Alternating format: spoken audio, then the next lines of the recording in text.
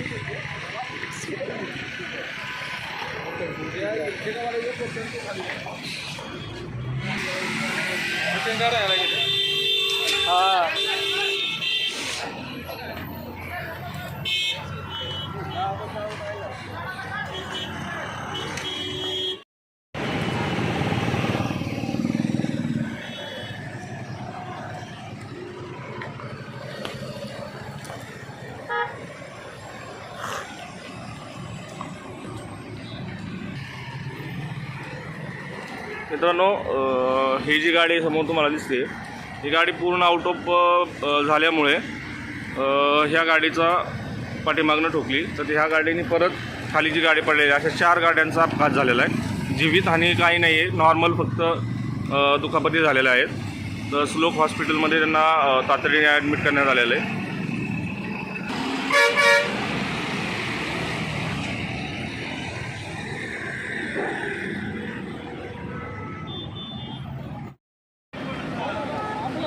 बोलो साहब।